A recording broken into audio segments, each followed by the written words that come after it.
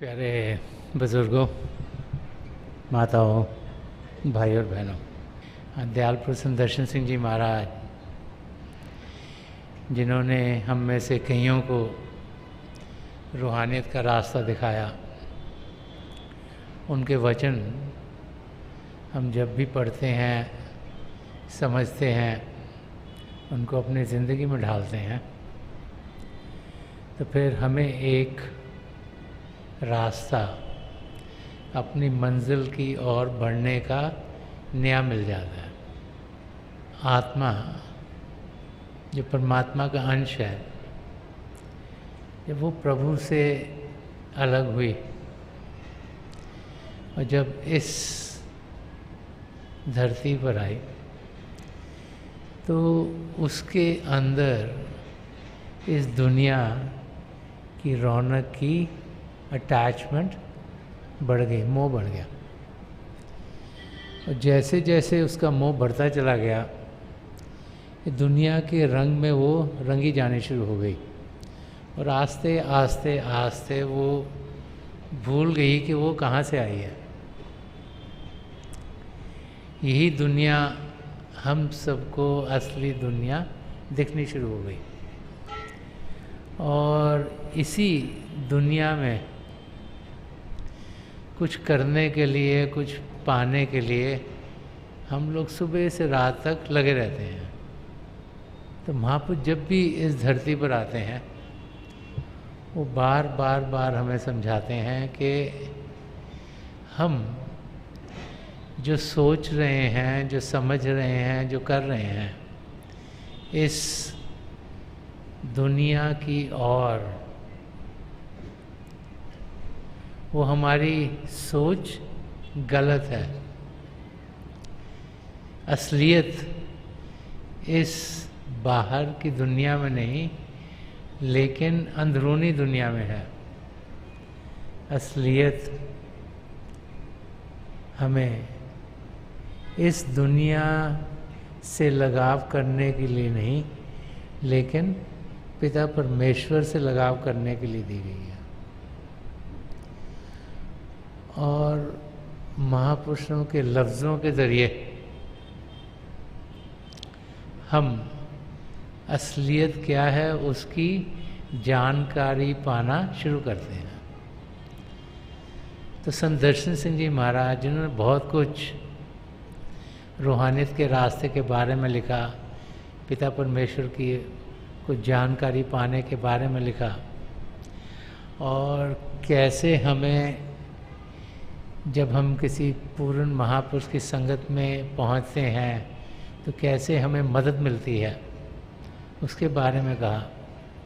तो उनके लफ्ज़ों के ज़रिए जब हमारी समझ सही होती है कि ज़िंदगी क्या है, क्या रिश्ता नाता है, किससे हमें क्या मिलेगा और क्या मिलना चाहिए, और क्या पाने की हमारे अंदर ख्वाहिश होनी चाहिए, वो सब चीज़ें क्लियर होनी शुरू हो जाती हैं, खुलनी शुरू हो जाती हैं।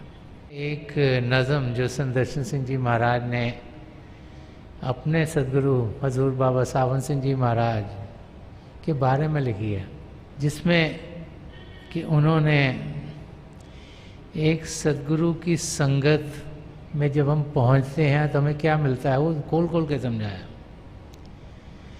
कि हम अपने सद्गुरु को संगत में जाकर पाते हैं। तो एक पीर की महफिल, एक पूर्ण महापुरुष का सत्संग, वहाँ पर जाकर मिलता क्या है, कैसे मिलता है, होता क्या है,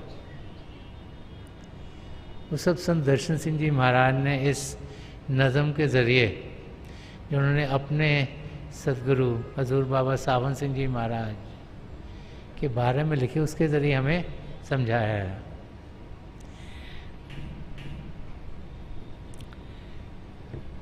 इस नज़म का जो पहला पार्ट है, उसमें संत दर्शन सिंह जी महाराज फरमा रहे हैं कि तेरी आवाज़ ने खाबीदा सदियों को जगाया है, कि तेरी आवाज़ ने खाबीदा सदियों को जगाया है, तेरे नगमों को सुनकर तायरे दिल चहचहाया है, नवाए आ गई पर झूम उठा है दीवाना, सलाम पीरे मैखाना, सलाम पीरे मैखाना।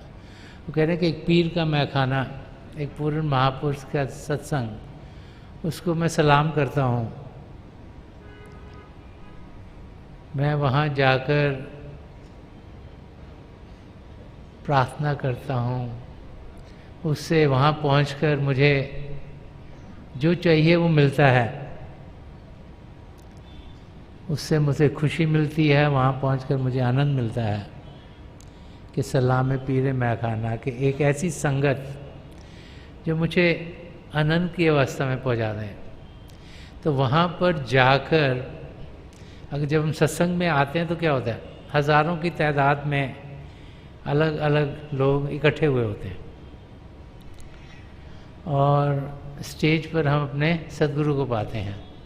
तो वो जो एटमॉस्फेयर है सत्संग का, वो यहाँ संत दर्शन सिंह जी महाराज ने दर्शाया है। कि हम यहाँ बैठे हों या वहाँ बैठे हों या वहाँ बैठे हों, उसका कोई फ़र्क नहीं पड़ता। कि एक संगत में जब हम पहुँच गए और हम सत्संग के लिए इकट्ठे हुए हैं, सत्संग का मतलब क्या है, सच्चाई के साथ संग करना, कि सच्चाई की जानकारी पाना, सच्चाई के अंग संग होना, उसको समझना, उसको जानना, उसको अपनी ज़िंदगी में डालना। तो फरमा रहे हैं कि तेरी आवाज़ ने खाबीदा सदियों को जगाया। तो कह रहे हैं कि लाखों करोड़ों सालों से हमारी आत्मा सो रही है, क्योंकि वो पिता परमेश्वर को भूल गई है। उसका ध्यान इस माया की दुनिया में है और वो माया की दुनिया के रंग में रंगी जा रही है। आत्मा इस शरीर में जीते हुए, जो इस शरीर में इंद्रियां हैं, जो बाहर की ओर हमें लेके जाती हैं, उसके ज़रिए ही अपना ध्यान बाहर की दुनिया में डाल रही है। असलियत से वो दूर है, इस करके वो सो रही है। कई युगों से हम प्रभु से बिछड़े हुए हैं, हमें मालूम नहीं कि कितने युग हो गए। कि तेरी आवाज़ ने खाबीदा सदियों को जगाया है। कि हम जो कि प्रभु से बिछड़े हुए हैं, जब हमें मौका मिलता है किसी पूर्ण महापुरुष के सत्संग में जाने का, तो क्या होता है, तो हमारे अंदर जागृति होती है। और वो जागृति एक को नहीं, हज़ारों को, लाखों को, करोड़ों को होती है। हम कई बार ये देख सत्संगों में कितनी जनरेशन ऑफ सत्संगीज हैं, बच्चा, उसके माँ बाप, उसके दादा दादी, उसके परदादा परदादी भी होंगे, नाना नानी भी होंगे। कि सत्संग में जाकर कई जीवों को उद्धार मिलता है, उनके अंदर जागृति पैती है। कि सत्संग में शब्दों के ज़रिए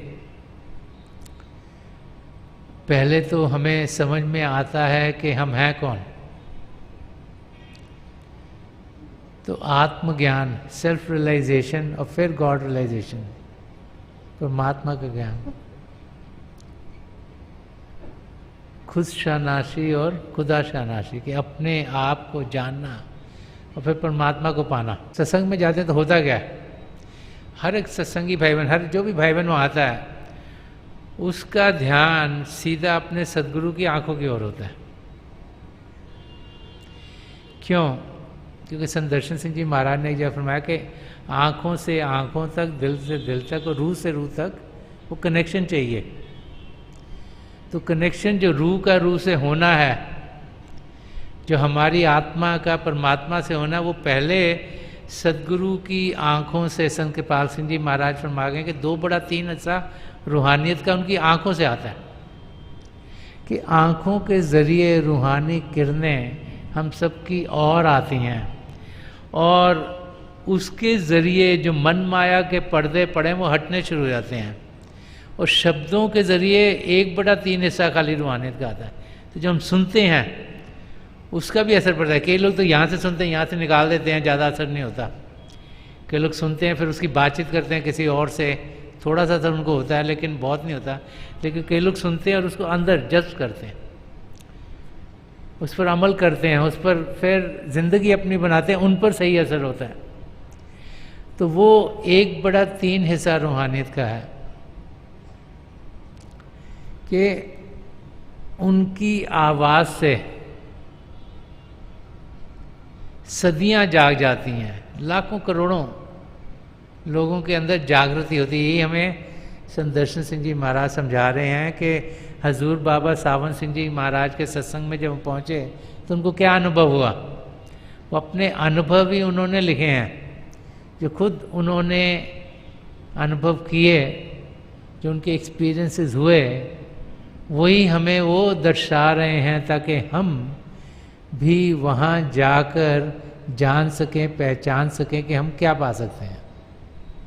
तो फरमा रहे हैं कि तेरी आवाज़ ने खाबीदा सदियों को जगाया है, तेरे नगमों को सुनकर तायरे दिल चहचहाया है। कि जब हम सत्संग में पहुँचते हैं तो होता क्या है, हमें समझाया जाता है कि हम शरीर नहीं, हम आत्मा हैं।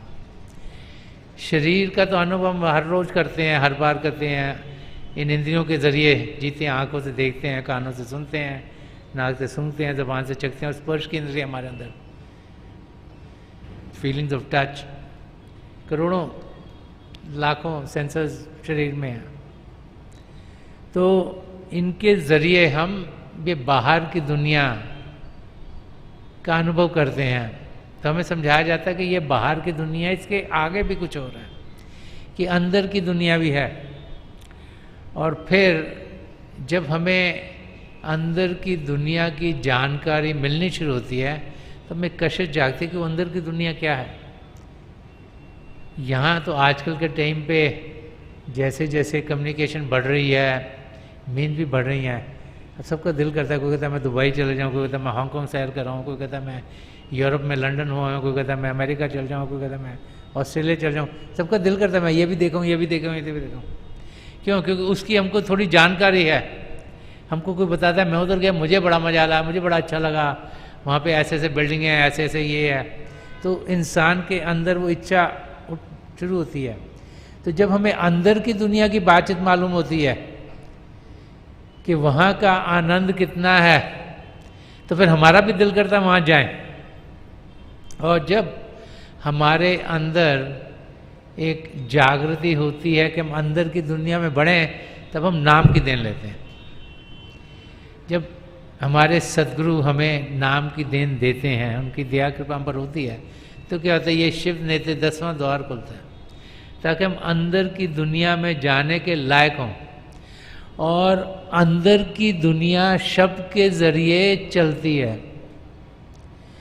तो तेरे नगमों को सुनकर तायरे दिल चहचहाया है, कि जो अंदर की आवाज़ है, जिसे शब्द कहा गया है, होली वर्ड कहा गया, नाम कहा गया, अनहद शब्द कहा गया, कि जब इसके साथ हम जुड़ते हैं, जिसके 2 रूप हैं, ज्योति और श्रुति, तो फिर हमारी आत्मा में गुदगुद गुदगुद होनी शुरू हो जाती है, क्योंकि वो जुड़ी है, उसको पता मैं आगे बढ़ूंगी। अब जैसे आप कोई नई चीज़ देखो, आपको बहुत अच्छी लगती है, ऐसे ही जब अंदर की दुनिया का थोड़ा अनुभव होता है, अंदर का हम शब्द सुनते हैं, अंदर की ज्योति के साथ जुड़ते हैं, श्रुति के साथ वो सुनते हैं, तो हमारे अंदर बड़ी खुशी होती है। और ये भी होती है कि और आगे क्या, इससे बढ़कर और क्या।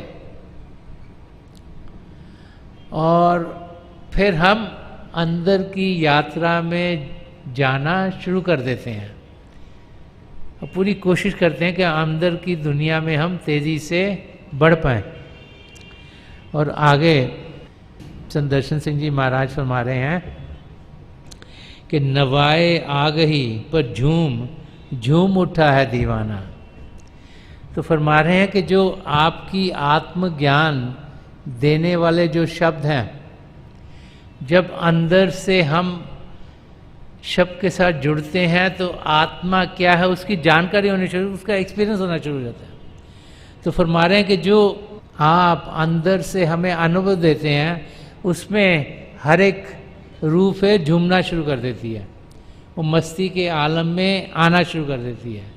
और इसीलिए वो फरमा रहे हैं कि सलाम पीरे मैखाना, सलाम पीरे मैखाना, कि मैं एक पूर्ण महापुरुष के सत्संग में जाकर बड़ा खुश होता हूँ, उसको सलाम करता हूँ, वहाँ पर जाकर आदाब करता हूँ, वहाँ पर जाकर मैं अपना सिर झुकाता हूँ, क्योंकि वहाँ से मुझे वो मिलता है जो मुझे खुशियों की ओर लेके जा रहा है। वहाँ से मुझे मोह मिलता है जो मुझे प्रभु की नज़दीकी देगा। वहाँ से मुझे वो मिलता है जो मेरी आत्मा का मिलाप परमात्मा में कराएगा, ताकि जो ज़िंदगी का मकसद है, जो ज़िंदगी का ध्येय है, वो पूरा हो जाए। तो संत दर्शन सिंह जी महाराज हमें यहाँ यही समझा रहे हैं कि एक पूर्ण महापुरुष के सत्संग, उनकी संगत में जाकर हमें मिलता क्या है, कि जो पर्पस है जिससे हम इस धरती पर आए हैं, जो अपने आप को जानना है, पिता परमेश्वर को पाना है, उसकी शुरुआत वहाँ से होती है। और कहीं भी जाते हैं तो दुनिया की जानकारी मिलती है, ये दुनिया क्या है, इसमें कैसे बेहतर हों, इसमें अपने लिए क्या करें, सब ध्यान उस ओर जाता है। लेकिन जब हम एक पूर्ण महापुरुष की संगत में पहुँचे तभी असलियत क्या है, किस ध्येय से हम यहाँ आए हैं और क्या हमें करना चाहिए, वो हमारी समझ में आना शुरू होता है। आगे फरमा रहे हैं कि उठाए मैकशों ने जाम, गर्दिश में शराब आई। उठाए मैकशों ने जाम, गर्दिश में शराब आई, तेरी रहमत का दामन छू के सुबह कामयाब आई। अता हो जाए मुझको भी मेरे हिस्से का पैमाना। तो संत दर्शन सिंह जी महाराज यहाँ हमें ये समझा रहे हैं कि जब सत्संग में भाई बहन आते हैं तो सब जो प्रभु को पाने की सुरा है उसको पाना चाहते हैं। हर एक इंसान जब सही मायने से सत्संग में आता है तो उसकी यही कोशिश होती है कि मुझे असलियत मिले। तो हम सब एक प्याले के माफक हैं कि उठाए मैकशों ने जाम, कि जो भी सत्संग में आया है सब अपने प्याले को उठा रहा है। क्योंकि मेरे प्याले में भी कुछ न कुछ भर जाए। तो प्याले के हमारी आँखें, आँखों के ज़रिए ही रूहानी शक्ति हमारी ओर आती है। इसीलिए जब हम सत्संग में आते हैं तो हम सबका ध्यान अपने सद्गुरु की आँखों की ओर होता है, क्योंकि उनके ज़रिए वो रूहानी सुरा आ रही है। तो हम अपने प्याले जब उठाते हैं, मतलब कि हम अपनी आँखें खोले हुए हैं ताकि जो रूहानी किरणें आ रहे हैं उसमें आए, प्याले में जाम भरे के उठाए मैकशों ने जाम, गर्दिश में शराब आए। कि जब वो रूहानी किरणें हमारे सद्गुरु की आंखों से हमारी आंखों तक पहुंचती हैं तो उसके बाद क्या होता है कि उनके दिल से हमारे दिल तक कनेक्शन होते हैं, उनकी रूह से हमारी रूह तक कनेक्शन होता है। और फिर जो रूहानियत की शराब है वो हमें मस्ती के आलम में पहुंचा देती है। अब हम देखते हैं कि सत्संग में कई किस्म के लोग आते हैं। तो एक वाक्य है जो अगर आप इसको याद रखोगे तो आपको पता लगेगा कि किस किस किस्म के लोग होते हैं। फिर आपको ये भी समझ में आएगी कि आप कौन सी श्रेणी में हैं। एक पिताजी थे, उसके 4 लड़के थे। तो 4 लड़के बाहर खेल रहे थे ग्राउंड में।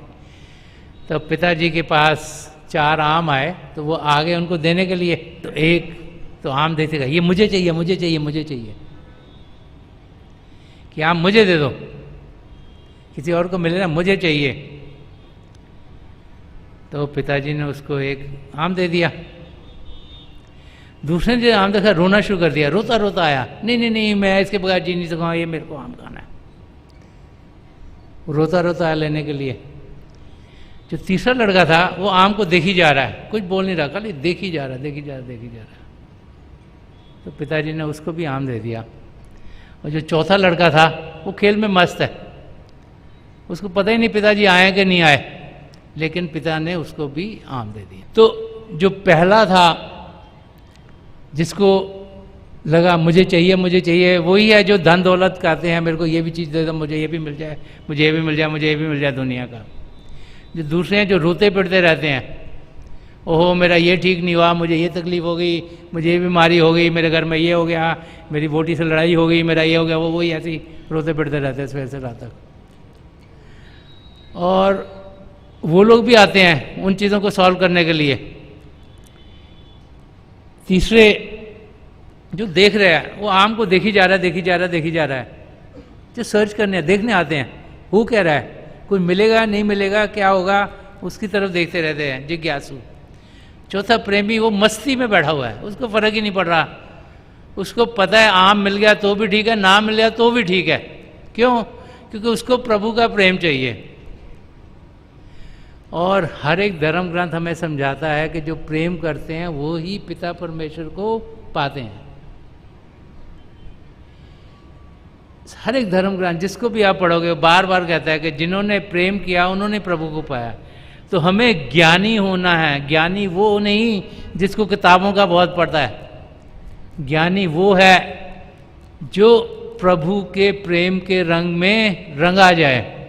तो संत दर्शन सिंह जी महाराज हमें यही समझा रहे हैं कि उठाए मैकशों ने जाम, गर्दिश में शराब आई। कि हम जब इस संगत में पहुंचते हैं तो हमें प्रभु के प्रेम के रंग में रंगा जाना है, हमें अपना प्याला ऊपर करना है ताकि जो प्रभु का प्रेम है वो हमारी तक पहुंच सके।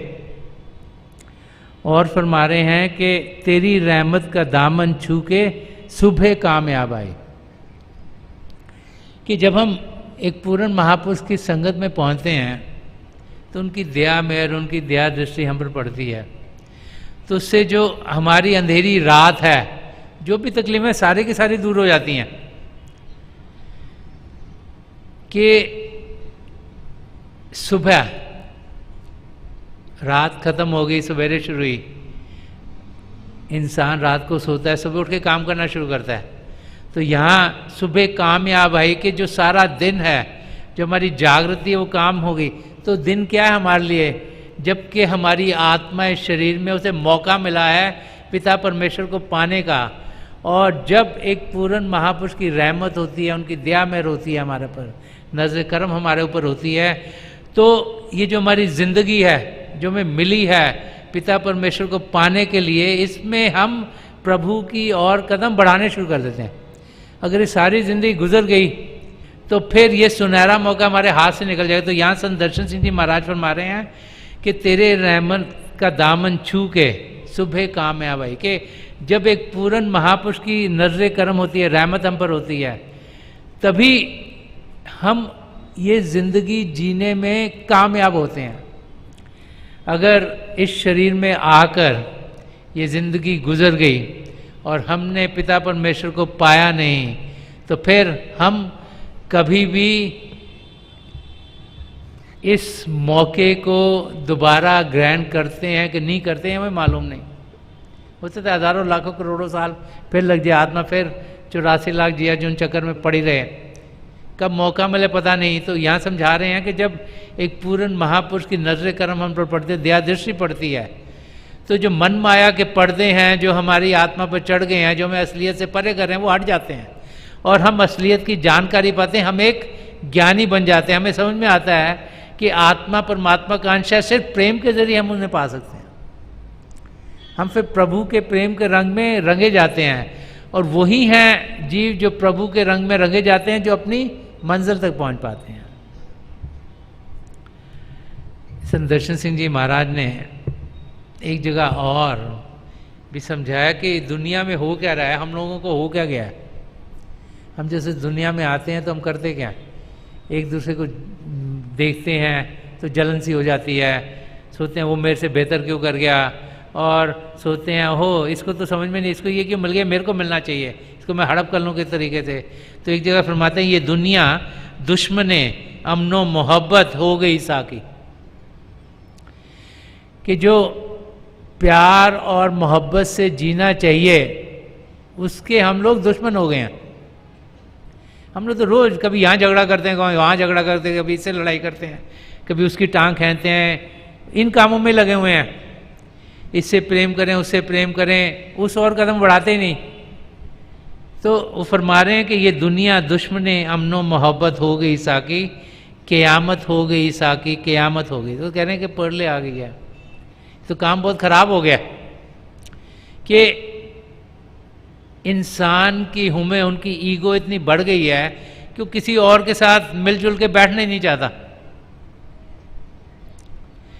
जैसे जैसे उसका ध्यान इस दुनिया में बढ़ता चला जा रहा है, वैसे वैसे वो औरों से अलग हुआ जा रहा है। अगर हम सोसाइटीज़ की ओर भी देखें तो देखते हैं सबके घर बार छोटे छोटे जो टूटी फूटी जा रहे हैं। पुराना ज़माना सब इकट्ठे रहते थे, उनमें प्यार मोहब्बत भी था, ये भी नहीं था कि ये चाचे का गए, ये ताए का गए, हमारा है, सब अपने होते थे। आजकल तो हर एक परिवार में सब टूटी जा रहे हैं, छोटे छोटे छोटे हो रहे हैं, और हर एक को लगता है ये सब मुझे भी मिल जाए, मुझे भी मिल जाए, मुझे भी मिल जाए। अभी माँ बाप जीवित हैं तो बच्चे कहते हैं इनका हिस्सा हमें पहले ही दे दो। यही थिंकिंग बदल गई इंसान की, थिंकिंग चेंज। तो संत दर्शन सिंह जी महाराज वही पॉइंट बोल रहे हैं कि ये दुनिया दुश्मने अमनो मोहब्बत हो गई साकी, कि जो प्यार और मोहब्बत की ज़िंदगी जीनी चाहिए उसकी दुश्मन हो गई है, कि क़यामत हो गई साकी, क़यामत हो गई साकी। और फिर सल्यूशन भी बता रहे हैं कि जगा दे कारवाने खुफ्ता को ए मीरे फरजाना।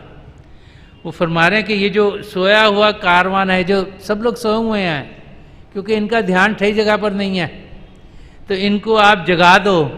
और हे सदगुरु, आप ही हैं जो इनको जगा सकते हैं, आप ही हैं कि इनको सही रास्ते पर लगा सकते हैं, आप ही हैं जो कि इनकी रूह की गहराई तक जाकर इनके अंदर प्रभु के लिए प्रेम जागृत कर सकते। इसीलिए हम बार बार हम सबको समझाया जाता है कि हम अपने सदगुरु के दर्शन 1000 बार करें। पता नहीं किस क्षण में हम उस स्थिति में हों जबकि उनकी ओर से जो किरणें हमारी ओर हर समय आ रही हैं वो हम जज कर पाएँ। उनकी ओर से तो हमारी और रूहानियत के प्रेम की किरणें हर समय आती हैं, ये हम हैं जो उसको जज नहीं कर पाते क्योंकि हम पात्र नहीं हैं। तो किस समय हम उस अवस्था में हमें मालूम नहीं कि एक क्षण भी ऐसा मिल गया तो हमारा काम हो गया। तो संत दर्शन सिंह जी महाराज ये फरमा रहे हैं कि आप हो जो कि हमें जगा सकते हैं, जो हमारी बुद्धि जो खराब हो गई है, जो हमारा ध्यान जो गलत चीज़ों में जा रहा है, जो हम असलियत से दूर जा रहे हैं, कि आपकी दया मेहर होगी तो हमारी समझ सही होगी, हमारी समझ सही होगी तो हमारे सोच सही होंगे, हमारे सोच सही होंगे तो हमारे बोल सही होंगे, हमारे बोल सही होंगे तो हमारे विचार सही होंगे। कि ये आप ही हैं जो कि इन्हें सही कर सकते हैं। और आगे एक और शेर में भी संत दर्शन सिंह जी महाराज ने फरमाया है कि जब एक पूर्ण महापुरुष की संगत में हम पहुँचते तो होता क्या, वो फरमा रहे हैं कि नवाए नानको कृष्णो रहीमो राम मिलती है।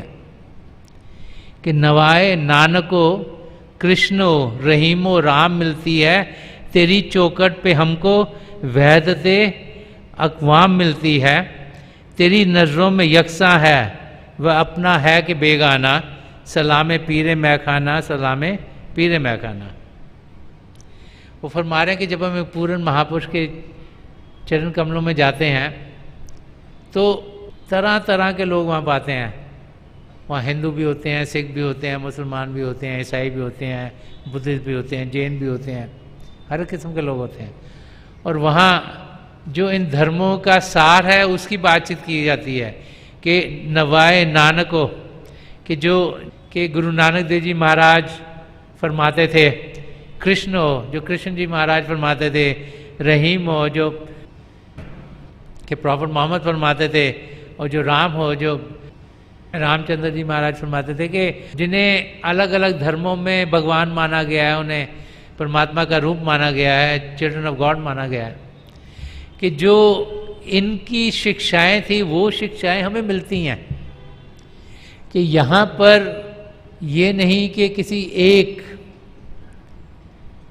धर्म की बातचीत हो, कि सब धर्म यहाँ पर सही हैं और उनका जो सार है उस सार की बात की जाती है कि हर एक धर्म तो यही चाहता है कि हमारी आत्मा का मिलाप परमात्मा से हो, कि नवाए नानको कृष्ण रहीमो राम मिलती है, तेरी चौखट से हमको वैधते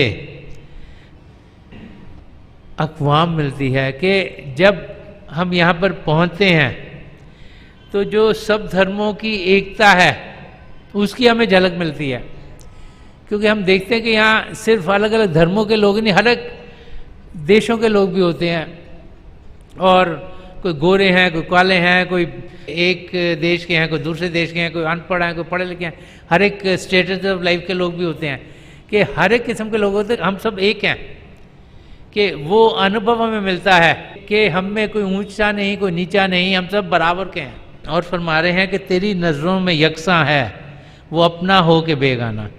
वो कहते हैं कि जब यहाँ पहुँचते कि हमें समझ आती कि आपकी नज़रों में सब एक जैसे ही हैं, चाहे वो आपके अपने हों, चाहे लगे के पराए हैं, चाहे वो यहाँ के हों, चाहे कहीं दूर से आए हों, कि एक पूर्ण महापुरुष के लिए सब जीव एक जैसे ही हैं। यही यहाँ हमें संत दर्शन सिंह जी महाराज समझा रहे हैं, और उसी एकता को पाने के लिए हमें समझाया जाता है। जब हम अंदर की दुनिया में बढ़ते हैं तो फिर हम अपने आप को प्रभु के नज़दीक पाते हैं। हम में एक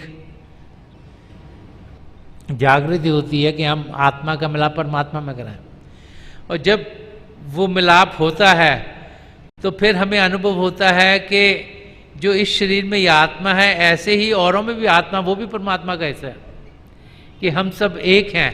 जैसे संत कृपाल सिंह जी महाराज फरमा गए, एक बनो नेक बनो, तो उसका अनुभव हमें होना शुरू हो जाता है, और फिर हम अमन और मोहब्बत की ज़िंदगी जीना शुरू कर देंगे, शांति और प्रेम की ज़िंदगी जिएंगे। जब लगे सब अपने ही हैं तो फिर किसी से लड़ाई झगड़ा गया। तो यही यहाँ संत दर्शन सिंह जी महाराज समझा रहे हैं, और फिर एक प्रार्थना कर रहे हैं कि उठाए मैकशों ने जाम, गर्दिश में शराब आई, तेरी रहमत का दामन छू के सुबह कामयाब आई, अता हो जाए मुझको भी मेरे हिस्से का पैमाना।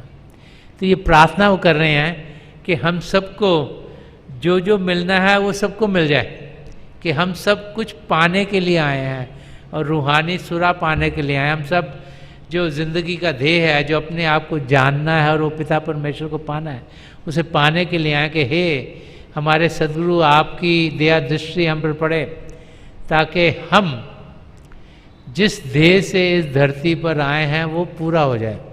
मेरी हजूर बाबा सावन सिंह जी महाराज, परम संत कृपाल सिंह जी महाराज और दयालपुर संत दर्शन सिंह जी महाराज के चरण कमलों में यही प्रार्थना है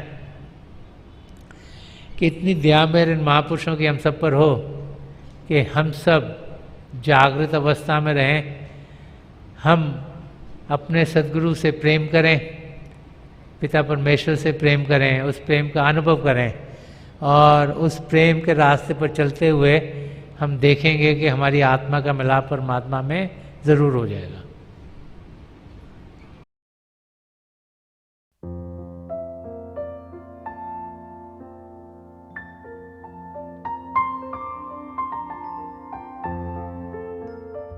तो थोड़ी देर के लिए हम सब अभ्यास के लिए बैठ जाएं। आप जहाँ भी बैठे हैं आराम से बैठिएगा, अपनी आंखें बंद कर लीजिएगा। ये आई बॉल्स आँखों के डले सीधे सामने फोकस हो, जैसे आठ दस सामने आप फोकस हो। आंखें बंद करते ही वो भाई बहन जिन्हें नाम की देन मिली आप सिमरन कीजिएगा, और जो भाई बहन यहाँ नए हैं आप पिता परमेश्वर के किसी भी जाति नाम का जाप कीजिएगा। जाप मन ही मन करना, ऊंचा नहीं दोहराना। मेरी प्रभु के चरण कमलों में, और जो पिछली सेंचुरी के महापुरुष हैं, हजूर बाबा सावन सिंह जी महाराज, परम संत कृपाल सिंह जी महाराज और दयाल प्रसन्न दर्शन सिंह जी महाराज के चरण कमलों में यही प्रार्थना है कि जो जो हम सबके लिए बेहतर हो ये महापुरुष हमें दें, हमें सबके साथ जोड़ें और हमारे भीतर प्रभु की ज्योत के हमें दर्शन करवाएं। थोड़ी देर में मैं आपको इस बैठक से उठाऊंगा और मेरी शुभकामनाएं आप सबके साथ हैं।